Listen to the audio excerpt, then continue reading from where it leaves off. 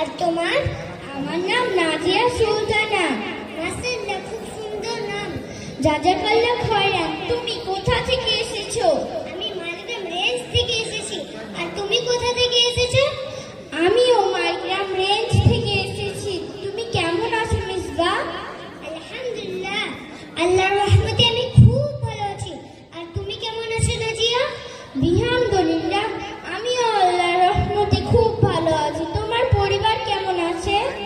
আলহামদুলিল্লাহ, আল্লাহর রহমতে আমার পরিবার খুব ভালো আছে। আর তোমার পরিবার কেমন আছে নাজিয়া?